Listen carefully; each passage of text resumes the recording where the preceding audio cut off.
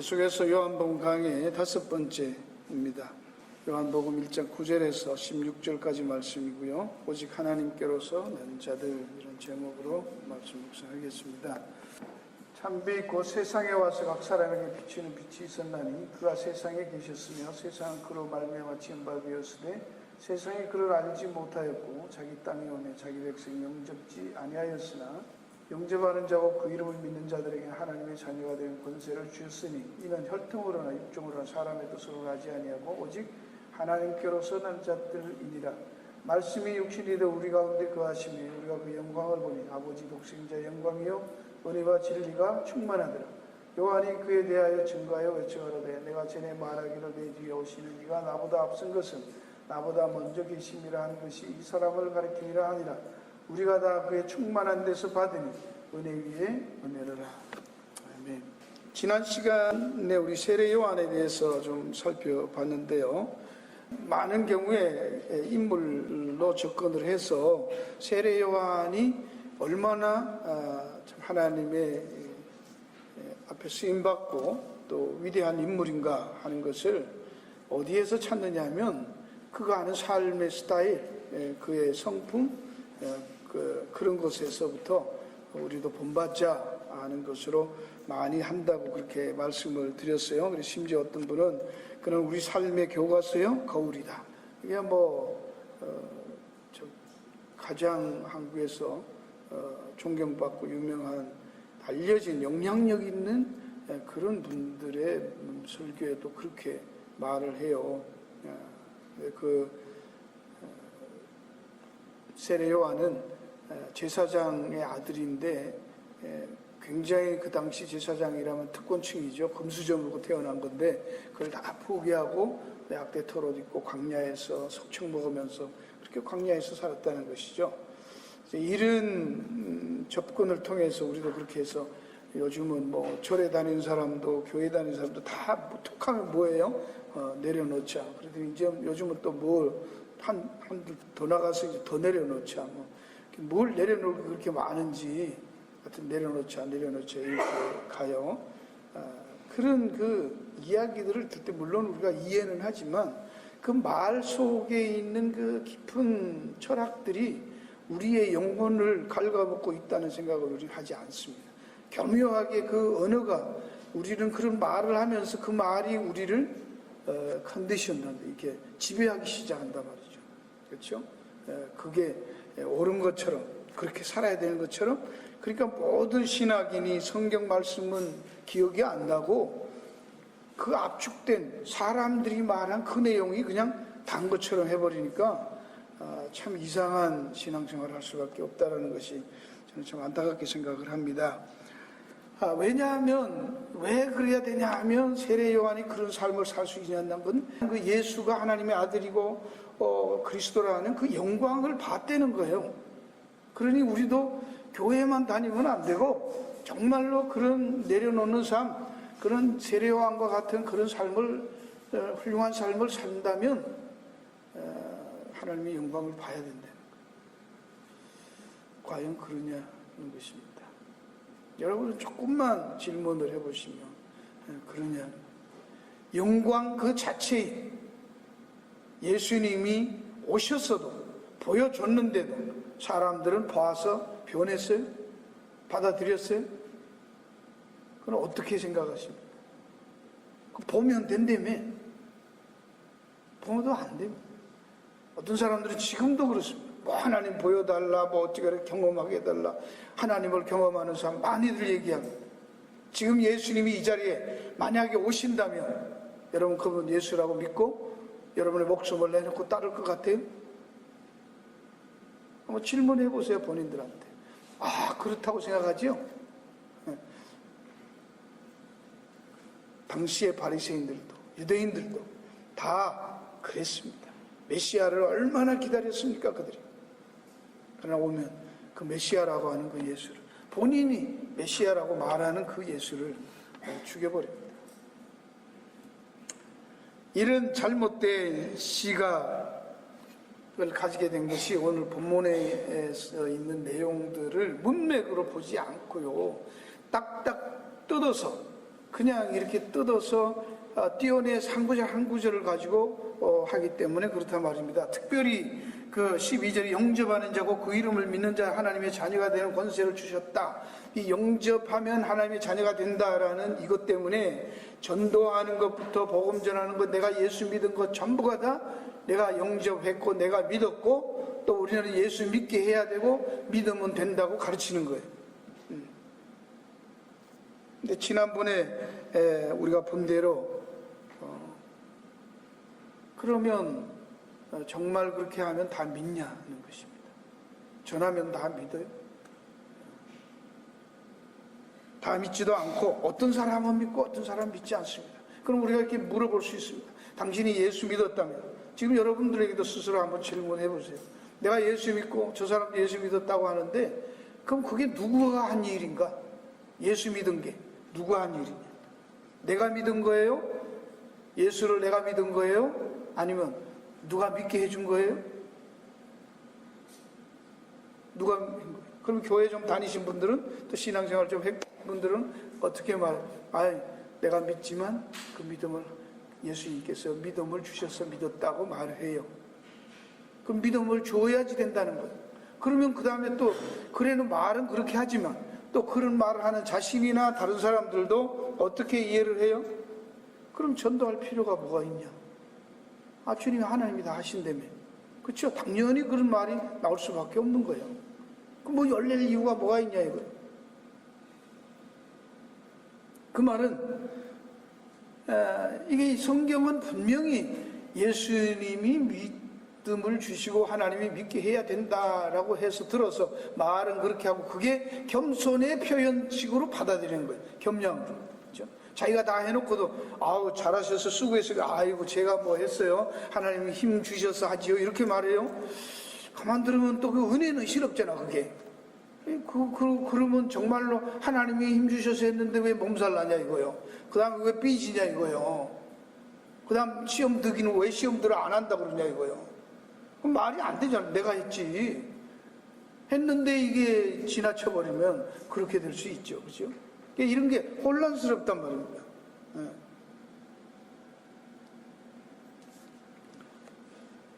성경이 말하는 내용을 문맥을 통해서 이 말씀을 가지고 정확하게 들어서 하나님의 말씀이라고 하죠. 하나님의 말씀을 말씀으로 들어야죠. 우리 생각 아이디어를 집어넣는 것은 아무런 의미가 없다라는 것입니다. 그래서 이제 만들어낸 것이 이제 그 다음에 무슨 얘기냐면 하나님은 사람을 통해서 일하신다는 거예요. 내가 100% 믿어야 되는 것 나도 믿고 하나님이 또 100% 믿게 해줘야 된다는 거예요. 둘이가 이렇게 완벽하게 딱 맞았을 때 된다는 거예요. 하나님이 다 하시는 것도 아니고 우리가 다 하는 것도 아니고 그렇다고 또 하나님이 다 하시기도 하고 우리도 또 다 믿어야 돼요. 이것도 헷갈리는 거예요. 그죠? 100%가 뭘 어떻게 섞이자는 거예요. 그래놓고 이제 여러분 그 많이 얘기하죠. 하나님은 사람을 통해서 일하신다. 그런 말들을 많이 해요. 일견으로는 말입니다. 그러나 하나님은 그게 하나님의 사랑 때문에 그런 것인데 그걸 우리가 안 하면 하나님은 아무것도 아니다. 못한다. 그렇게 아는 거예요. 내가 전하지 않으면 사람들은 안 된다. 이렇게 아는 거예요. 그렇습니까? 그러니까 그렇게 계속 밀어붙이고 알고 있으니까 말은 참 은혜라고 하나님 주여 하지만 뒤에 자기 마음속에는 뭐야 다 내가 없으면 내가 안 하면 심지어는 신학교 온 목사들 전도사들까지도 목회하는 주의 종님들조차도 어떤 말이에요? 하나님 이렇게 나 힘들게 하시면 하나님 손해입니다. 제가 목회 안 하고 전도 안 하고 이러면 하나님 손해입니다. 이러는 사람이 있어요. 저도 왕년에 그렇게 나발 본 적이 있어요. 너무 막 하니까. 그렇죠? 뭐 그런 정도 은혜 경험을 좀 하셔야 이게 진짜인데 그 과정도 좀 거쳐야 돼요. 뭐 내가 죽어버리면 지구가 스탑할 것 같아. 의미가 없을 것 같아요. 하나님 나만 사랑하는 것 같고. 이런 착각들이 심하죠. 그래서 하나님도 좋고 나도 좋고 하나님이 다 하신다 나도 안다 그런 그 미스테리한 얘기를 하면서 은혜스럽게 이렇게 넘어가는. 그래서 인간의 안 믿는 것은 인간의 책임이고 또 믿게 하는 것은 그럼 안 믿는 게 인간의 책임이고 믿는 것은 하나님의 은혜고 이게 참 좋은 것은 하나님이 가져가고 안 되는 건 다 인간 책임이라는 거예요. 그죠? 그러니까 하나님 앞에는 다 이렇게 잘 하는 것 같지만 그게 뭐 말이 됩니까 그게? 그 다음에 또 하나는 우리가 알고 있는 이 증거라는 말에 대한 오해라고 생각합니다. 왜 지난 시간에도 봤죠. 빛에 대해서 증거하라고 세례 요한이 보냈는데 그 증거한다는 말이 안 믿는 사람, 빛을 본 적이 없는 사람, 빛을 아는 사람, 알지 못하는 사람한테 빛을 설명해서 그 빛을 보여줄 수 있고 이해할 수 있게 만들 수 있냐고. 뭐 안 된다는 거 말씀드렸죠, 그죠? 네. 여기에도 그 빛이 생명이 있어요. 이 생명 사람들의 빛이라. 근데 빛이 왔는데 사람들이 모르더라. 그 말은 무슨 말입니까? 사람들에게 생명이 없다는 얘기를 하는 거잖아요, 지금. 네. 빛이고 생명이 있고 생명끼리 있으면 알아먹는 거잖아요. 같은 빛끼리 알아먹잖아요. 근데 빛이 없으니까 못 알아먹는 거예요. 그걸 영접하지 않는다. 그렇게 말하잖아요. 깨닫지 못한다. 다른 말 표현이 다 같은데 사실 같은 내용이죠. 그럼 우리가 눈을 감고 있는 장님에게 빨간색, 파란색 보여주면서 무지개색 보여주면서 봤지. 그 다음에 다 설명해서 빨주노초 파란보 다 설명했어. 그래놓고 무지개 앞에다 대고 보여? 알아? 이거 무지개 뭐 떴어? 그러고 무지개 들고 앉아서 딱 앞에다 들고 그러면 안다고 그런다. 예? 모르잖아요. 눈을 떠야 보는 거지. 눈을 뜬 다음에 본 다음에 인식을 한 다음에 뭐 설명을 하든지 해야지 이해가 가는 것이지. 눈도 안 떠졌는데 뭘 설명을 해요. 생명이 없는데 아무리 해도 그건 안 된다는 얘기죠. 그 여기 있는 생명은 그런 생명이 아니라는 거. 우리가 살아가는 육체적인 바이올로지컬 생명이 생물학적 생명이 아니라는 말씀을 드렸습니다. 그렇죠? 자, 그리고 마지막으로 하나 더 생각할 것은 영접한다고 하는데 그럼 그 사람들은 어떻게 영접했다는 걸 알 수 있어요? 눈이 떴으니까, 이해했으니까, 이해할 수 있으니까 영접하는 거예요. 그러니까 눈이 떠지고 생명을 가지는 게 먼저 있었고 그 다음에 증거하니까 그 증거를 받아들인다, 그 얘기입니다. 그전에는 모릅니다. 네, 아시겠죠? 왜 그런가? 마태복음 21장 33절 46절에 보면 소작을 하는 사람한테 주인이 막 나중에 이제 그 주인이 종들을 보내요. 이제 타작할 때가 됐으니까 이제 소출에 대해서 얼마 내놓으라고 보내니까 다 죽이는 거예요. 안 주는 거예요. 나중에 하다 안 되니까 이 주인이 아들을 보내죠. 그럼 그들이 뭐라고 생각해요? 요 아들을 죽여버리면 요거 이제 대가 끊기고 나면 주인이 어차피 늙어서 이제 오늘 내일 하니까 그러면 죽고 그 다음에 요거 누구 거 된다? 우리 거 된다 하고 그 아들을 죽여요. 근데 그 아들인 줄 알고 죽였다? 모르고 죽였다? 주인의 아들인 줄 모르고 죽였을까요? 알고 죽이잖아요. 그죠? 여러분 이건 놓치지 마. 성경이 말하는 부분들을 보세요. 인간들은 예수님이 왔는데 하나님의 아들인 줄 몰라서 안 믿었다? 그렇게 알지요. 그죠? 그러니까 막 예수님이 하나님의 아들이래 알려주면 믿으려고 생각하는 거예요. 몰라서 못 믿는다고 생각하는 거예요. 아니에요. 알아요. 아는데 그걸 모르요? 본성적으로 그걸 거부하는 거예요. 로마서 1장 바울이 말하는 거죠. 분명하게 보여서 하나님의 계신 것도 하나님의 은혜도 뜻도 아는데 그들이 뭐해요? 불어 이지라 억지로 intentional 의도적으로 거절하는. 그래서 죄라는 거예요. 여러분 예수 안 믿는 사람들이 하나님에 대해서 모르고 죽었다 그러면 억울하다고 생각하잖아요. 복음이라도 전해줘야지. 신라시대 사람, 백제 사람, 그렇죠? 그들은 왜 하나님을 몰랐다 이거요? 그런가요? 아니요.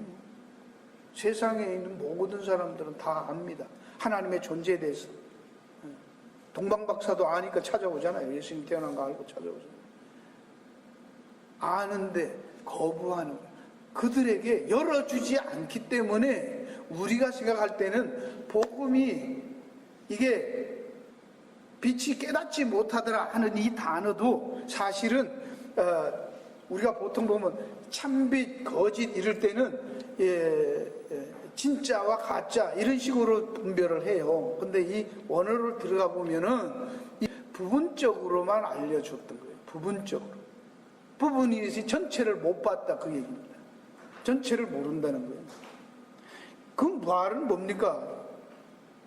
인간이 아무리 보고 싶어도 하나님이 감추어 놓기 때문에 못 본다는 얘기를 하는 거예요.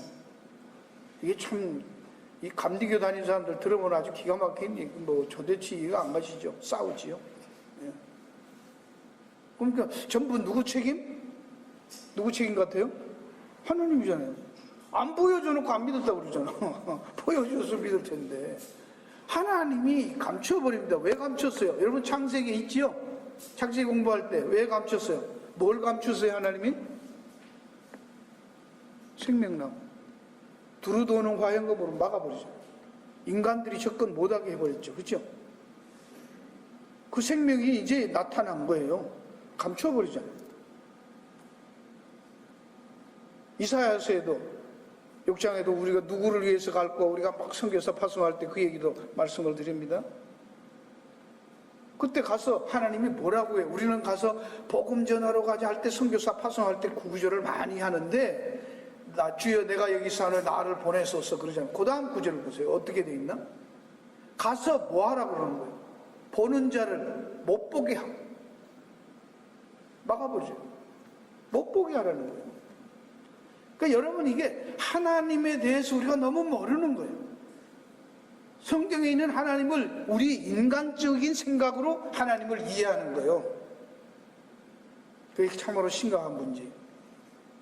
그러니까 인간이 좋을 때 하나님이 그럼 다 책임이 하나님에게 있지 않냐. 그걸 왜 지가 걱정하냐고. 그래서 바울이 뭐라고 말해요? 토기장이 얘기를 합니다. 토기장이가 만들고 싶다가 틀리면 번지기도 하고 자기 마음에 드는 거고 이거는 이렇게 쓰고 싶으면 이렇게 쓰고 저렇게 쓰는 거지. 나는 금으로 만들었는데 왜 나에게 된장 담습니까? 그럴 필요 없다는 거예요. 못한다는 거예요. 누구 마음? 주인 마음이잖아요. 그러니까 여러분 이게 떫으면 그러면서 그 루시퍼 같이 하나님처럼 난 지혜로운데 그러고 하나님하고 같이 한번 겨눠보자. 그게 그렇게 되는 거예요. 떫으면. 하나님이 전지전능하신 하나님이 그 깊은 뜻을 가지시고 사랑을 가지시고 사람들을 당신의 형상으로 창조하시고 쭉 진행해 가셔서 계시록에 가서 새하늘과 새 땅까지 가실 때까지 과정이라는 것을 여러분이 이해를 해야 합니다. 그 과정에서 지금 이 땅에서 잠깐 동안 있는 그걸 가지고 믿음을 가지고 전체를 해석을 하려고 하고 그 해석할 때 문제가 뭐예요? 참부 인간들은 자기 중심에다가 자기를 놓고 보는 거예요. 과거도 현재도 미래도. 그렇죠? 그러니까 하나님 마음에 안 드는 거죠. 왜? 전체 보지도 않고 요걸 가지고 자기에게 맞춰서 보니까 자기에게 불편한 건 다 틀린 거잖아요. 따라서 성경이 말하는 것은 우리의 인격, 우리의 수단, 우리의 방법 그런 것에는 구원하고는 아무런 관계 없습니다. 왜 그런가? 이 본문 문맥을 그게 보시면 9절부터 16절에 있는 내용들인데 특별히 12절만 가지고 자꾸 보기 때문에 문제라고 말씀을 드렸어요. 그러나 5절에 보시면 뭐라고 해요? 빛이 어둠에 비치되 어둠이 깨닫지 못했다고 말해요. 못 깨달아요?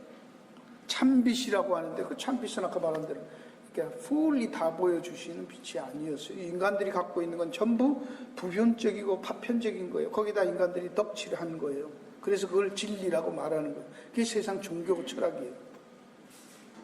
10절에도 뭐라고 말씀합니까? 9절 참빛 각설의 빛이 있었는데 그가 세상에 계셨으면 세상 그로 말며 지음받아 세상이 그를 알지 못했다. 그렇게 말. 알지 못했고 깨닫지 못했어요. 그런데 영접하는 자가 생겨요? 그거 어떻게 이해를 합니까? 왔는데 알지도 못하고 깨닫지도 못해요. 그리고 16절에는 은혜 위에 은혜라. 전부 공짜라는 거예요. 전부 거저 주시는 은혜라. 그렇게 말해요. 그럼 인간의 노력은 전혀 없는 거예요. 그런데 어떻게 이 이 12절이 영접하면 그 하나님의 자녀가 되는 권세가 주어지냐 이거예요. 이 사람들은, 그 영접하는 사람들은 특별한 사람들이니까 어떻게 못 깨닫는다고 해놓고 영접지 않는다고 해놓고 알지 못한다고 해놓고 영접하는 사람이 생긴단 말입니다. 그거는 12절이 중요한 게 아니라 13절이에요. 그러니까 12절은 사실 그 12절 앞에는 그러나가 있어요. 원래 그 영어 속에 NIV는 yet이라고 있잖아요. 대가 있는 거예요. 헬라어에는 대가 있어요. 그러나 11절 끝에 알지 못한다고 해놓고 영접지 11절에는 영접지 아니한다고 하고 알지도 못하고 영접지도 아니한다고 해놓고 12절에 그러나가 있는 거예요. 그러나 여러분 성경에는 그러나라고 써놓았어요. 그게 원어에 있어요. 대라는 그러나가 접수가 있다고. 역접이죠. 그러면 그러나 영접하는 자고 그 이름을 믿는 자들이 하나님의 자녀가 되는 권세를 주셨으니 이는 앞에 있는 영접하는 것이 어떻게 영접하냐 하면 13절이 중요한 거잖아. 그렇죠? 영접의 이유를 있는데 우리는 13절은 주로 또 안 봐. 또 영접하라고만 들이푸시 전도시키고 막 영접하라고. 그게 13절이 중요하단 말이죠. 이는 혈통으로나 육정으로나 사람의 뜻으로 하지 오직 하나님께로 난다는 말 앞에 뭐가 있어요? 혈통이나 육정이나 인간의 생각이나 사람의 뜻이나 그런 고안으로 의지로 소원으로 영접할 수 있다는 거예요? 없다라는 얘기를 하는 거죠. 하나님께로 난 자들이기 때문에 증거했더니 받아들이더라, 그 얘기하는 거죠.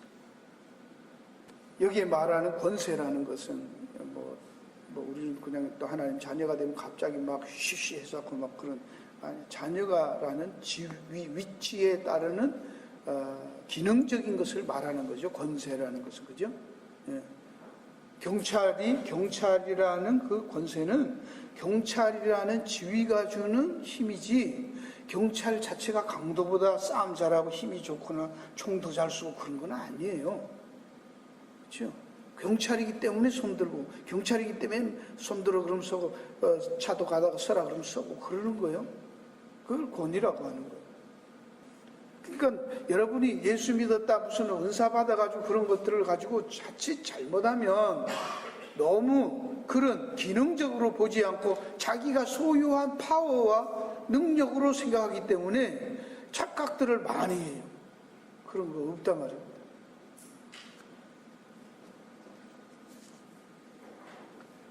그러면 문제는 여기서 말하고자 하는 것은, 왔는데 세상은 깨닫지도 못하고 영접도 안 하고 알지도 못한다고 하면, 그런데 영접하고 받아들이는 사람들이, 믿는 사람들이 생기더라. 그것은 하나님께로 났다는 말은 벌써 이 땅에는 하나님의 택한 사람들이 있다는 얘기. 하나님이 먼저 생명을 준 사람들이 있어서 그들에게 복음을 전할 때 그들이 알고 나온다, 그 얘기하는 거예요. 그러면 여기서 중요한 것은 우리의 인격이, 우리는 잘 보세요. 방법에 너무 많이 전도할 때도 방법을 강조해요. 필요해요. 인격 중요합니다. 그렇죠? 그러나 정말 전하는 사람의 인격과 전하는 방법이 왜 의해서 예수님이 전도가 되고 믿어지고 그렇다고 생각하냐 이거예요. 그러면 누구 공? 우리 공로죠. 왜 그렇게 안 하는 사람들은, 수틀리게 말하는 사람들은, 짜증 섞여서 말하는 사람들은 그 사람의 복음을 전하는 거, 도둑놈이나 사기꾼이 복음 전하면 예수 믿는 사람이 안 생겨야 되는 거예요. 그렇죠? 그죠? 우리가 아는 대로 구약에도 이미 어떻게 나와요? 요나가 기분 좋아서 회개하고 고래 뱃속에 있다가 고기 뱃속에서 나와가지고 정말 겸손한 마음으로, 회개하는 마음으로, 그 니느웨 사람들을 사랑하는 마음으로 가서 눈물을 흘리면서 회개했죠. 회개하면서 복음 전했죠. 그랬더니 왕으로부터 백성들까지 온 나라가 다 예수 믿었, 하나님 믿고 막 죄 앞에서 회개하고 그랬나요? 어떻게 됐어요? 전도해놓고도 이 요나는 어떻게 했어요? 동산에 올라가 갖고 내려다보는 거, 이게 무슨 일인가? 정말로 저거 진짜가 가짜가 어떻게 저러다가 진짜로 이렇게 불 떨어져서 다 죽지 않나? 그래야 되는 건데. 그러니까 하나님이 뭐라고 하는 거예요? 박농구를 줘갖고 그늘지게 하시고 그거 보게 하고 뭐라고 해요? 야, 너 박농구를 있다가 이제 금방 말라서 햇볕 좀 있다가 땡땡한 햇볕에서 뜨겁다가 써드리고 좋았다가 그거 말른다고도 투덜투덜하지. 근데 나는 내가 형상으로 지은 내 인간 영혼들이 한 사람 한 사람 얼마나 귀중히 여기는지 왜 넌 모르니? 그런 얘기 하시잖아요. 누구 마음이라는 거예요? 우리의 전도의 방법 그거 아니에요. 내가 하는 전도자의 인품과 성품 그것도 아니에요. 뭐예요? 그가 전하는 메시지예요. 예. 복음 전했냐가 중요한 거예요. 그렇다고 성품이 방법이 중요하지 않다라는 말이 아니에요. 근데 우리는 너무 방법론에 집착한다 그 말이죠. 너무. 그러다 보니까 뭐가 돼요? 목적을 위해서는 수단이 너무 많이 강구되다가 보니까 죽이기 돈도 되는 거예요. 그래서 목적을 이루면 수단이 정당화되는 게 시작하는 거예요.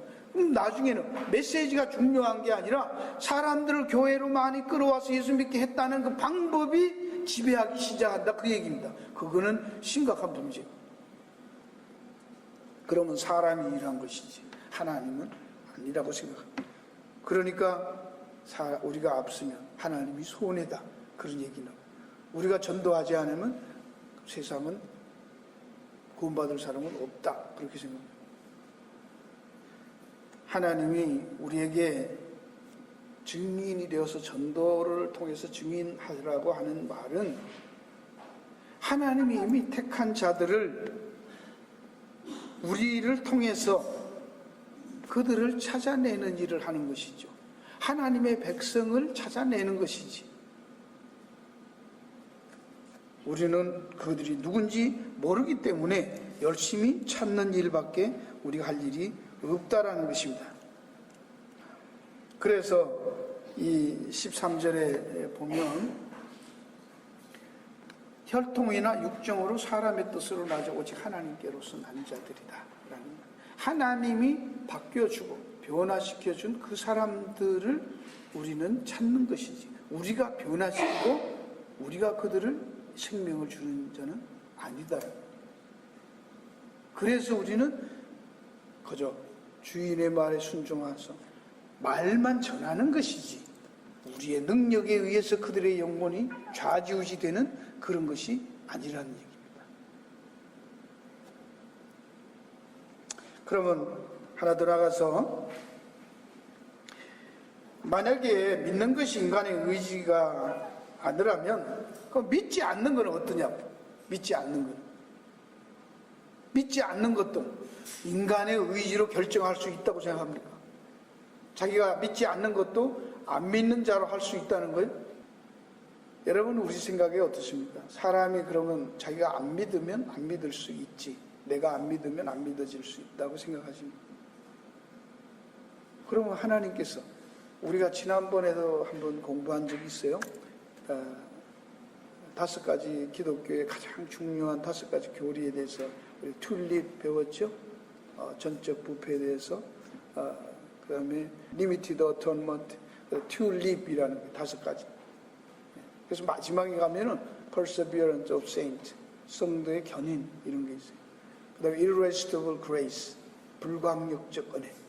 하나님께서 그를 구원하기로 찍으시면 인간은 거부할 수 있다 없다? 없다라는 거죠. 그렇죠? 인간이 거부할 수 있는 선택이 인간에게 있지 않습니다. 어떻게 몰아가시든지 그를 믿게 만들고 믿음의 자리로 몰아가십니다. 여러분들은 그러면 뭐 내버려둬도 되고 내버려 두세요. 그러면 여러분 속에 그리스도가 있고 그리스도의 영이 있는 사람들은 그게 못 견디는 거예요. 그냥 하는 거예요.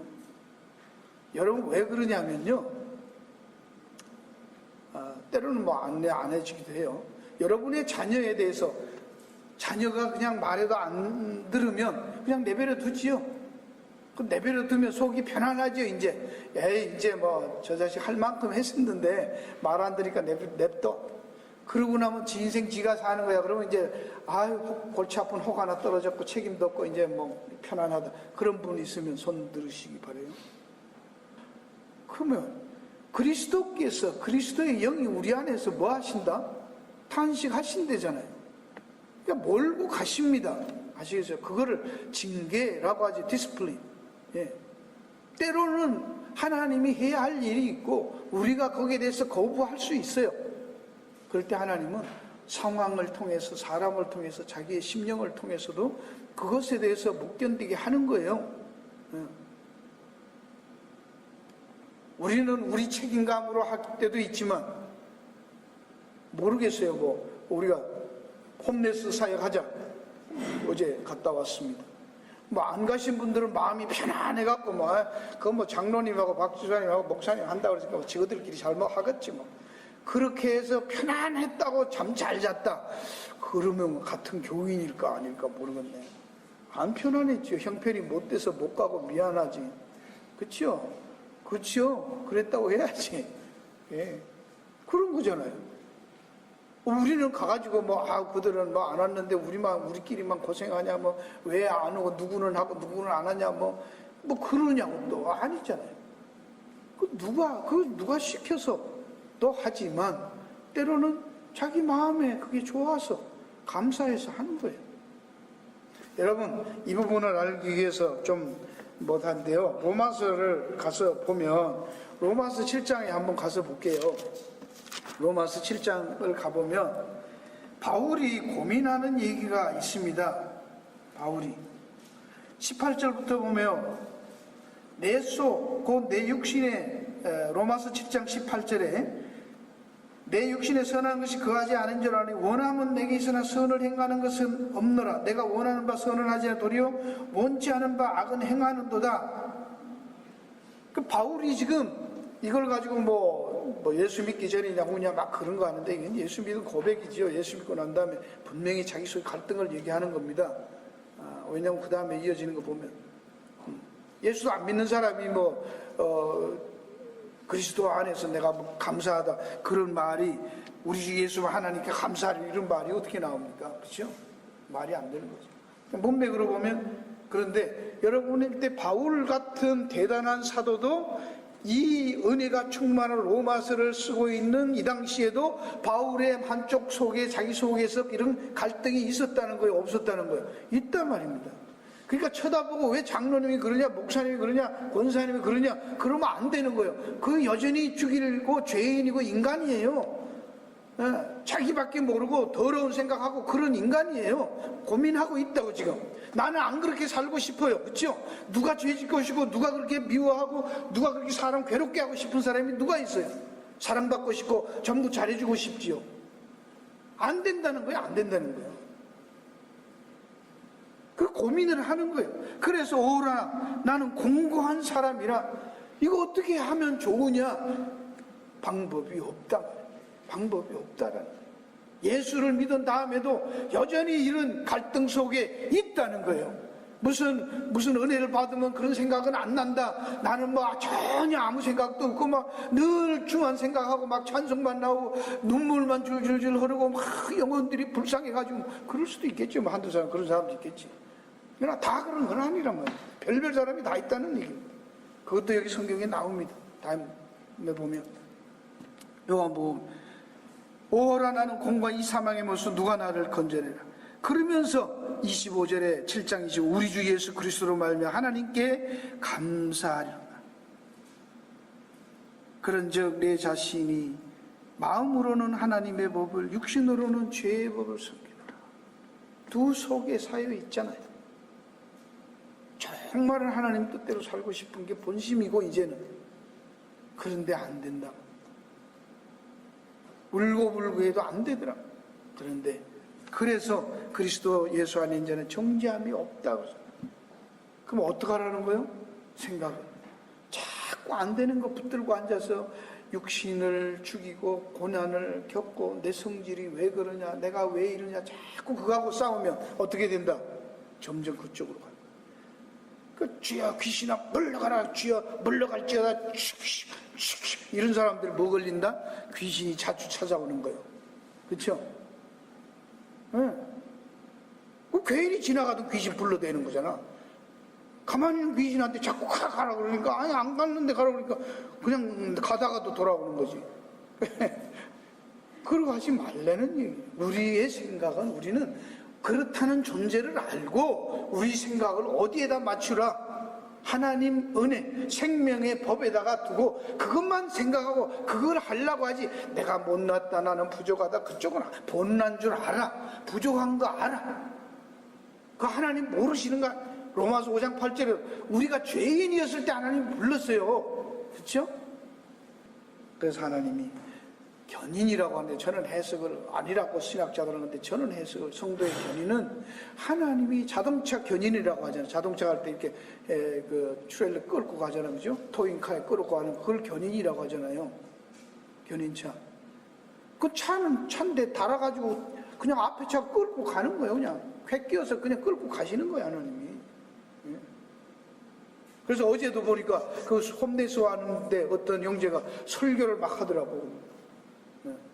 백사장을 보면서 아는 대로 우리가 하나님 앞에 갔을 때 우리가 걸어간 인생의 발자국이 백사장을 걸어갔는데 가보니까 예수님이 걸은 발자국밖에 없었다 이거예요. 나 그 친구 참 대단하다. 우리는 빵 갖다 주러 갔는데 그 사람 우리한테 설교하는 거예요. 그 사람이 복음을 몰라 거지로 사는 거예요? 그럼 그 사람은 뭐 무슨 저주를 받은 거예요? 아니잖아요. 그 사람이 그러잖아요. 거기에도 뜻이 있다고 이러더라고. 뜻이도 또 홈내서 얘가 그게 은혜가 안 됩니까? 그렇죠? 우리는 뭐 괜히 빵 몇 개 좀 먹는 거 가져가서 그 앞에서 막 폼 잡지만 아니잖아요. 하나님이 하십니다. 그럼 어떻게 해요? 감사하면서 알고, 그것을 알고 감사하면서 살면, 그 감사하는 것, 내가 누군가를 분명히 아는 게 중요해요. 성경이 강조하는 건요, 뭘 하는 거가 아직 자꾸 들고 뛰지 말라는 거예요. 정말로 자신이 하나님 앞에서 어떤 존재이고 어떻게 하나님의 은혜로 구원받았는가, 그거를 정말로 깊이 묵상하는 거예요. 그게 정말 구구절절히 그게 가슴 속에서 정말로 절실해지면 그럼 감사지요. 감사하는 모습에서 그 삶이 증거고, 그 삶이 믿음이고, 그 삶이 은혜, 그게 증거예요. 감사함도 없는데, 감사도 모르는데, 입만 살아갖고 수단 방법만 해가지고 그런 어떤 결과만 자꾸 생각하면서 효과만 생각하는 것은 그건 바리새인들이에요. 아니에요. 그러니까 열매만 말하잖아요. 나무가 먼저 되라. 감사가 먼저 있어야 합니다. 우리는 늘 마음속에 감사를 자꾸 회복할 수 있기를 주의 이름으로 축원합니다. 감사가 넘쳐야 돼요. 그렇다고 완벽하지 않지만, 그러나 생각하면, 돌이켜 생각하면, 또 돌이켜 생각하면, 또 멈춰 생각하면, 말씀을 들을 때마다 화나고 절망적일 때, 답답할 때도 또 조금 앉아서 묵상하면 하나님이 다 하시는구나. 하나님의 뜻 안에 그런데도 나같이 이렇게 멀리 보지 못한 나를 구원하시고 하나님 알게 하시고, 하나님이 있는데 왜 걱정하냐. 그게 믿음이에요. 그게 감사예요. 그래야 되는 거예요. 그러면 사람들이 붙을 수도 있지 않겠어요? 그게 더 큰 메시지 아닙니까? 우리는 증거하기 위해서, 효과적인 증거를 위해서 훌륭한 사람이 돼야 된다고, 높은 사람이 출세해야 된다고. 그런데 출세하고 높아진 사람들 보면 그것 때문에 못 믿겠다고 하는 사람이 너무 많아요. 그렇지 않아요? 여러분, 우리도 지금 밥 먹다가도 아마 식탁 교제하면서도 누가 자랑 한번 해보세요. 여러분에 대해서, 여러분 자식에 대해서 인생 내에서 자랑하면 사람들이 그것 듣고 감사하면서 그러나요? 아니요. 듣기 싫어요. 싫어요. 그 심지어는 요새는 뭐 손자나 손녀에 대해서 얘기하면 돈 내라 그런다며. 벌금 벌게 하잖아요. 왜 그러는 거예요? 출세하면 사람들이 그 사람을 인정하고, 그래서 그런 사람들이, 훌륭한 사람들이 전도하면, 착한 사람들이 전도하면 듣는다며. 들어요? 안 들어요. 물고 뜯어요. 그래놓고 사람들은, 세상 사람들이 뭐 하는 걸 원해요? 청렴결백한 걸 원하죠. 대통령인데도 그냥 가난하게 하고 아무것도 안 가지고 무소유로 살고 막 이런 거 좋아하죠. 하버드 다니다가 때려치고 선교사 이런 거 존경하잖아요. 집사님 갑자기 또 동물병원 때려치고 선교사 간다, 뭐 그럴 수도 있겠지만, 그 아버지 어머니 기도할 때마다 제발 그런 마음은 안 들게 해달라고 자꾸 돈 벌기만이 아니라 자들이 교회 다니다 갑자기 핵가닥에 가서 다 때려치고 선교사 간다 그러면 어떡할 거예요? 그것도 참 걱정이잖아, 그렇죠? 그렇다 말입니다. 그렇다. 산성대로 오늘 이 말씀을 보시고 여기에 있는 대로 우리가 하나님이 오신 것이 전혀 불가능한 상태에 있는 우리에게, 생명 없는 우리에게 오셔서 생명을 주시고 빛 없는 우리에게 빛을 주셨다는 것, 그 은혜를 우리 꼭 기억할 수 있기를 주의 이름으로 축원합니다. 기도하겠습니다.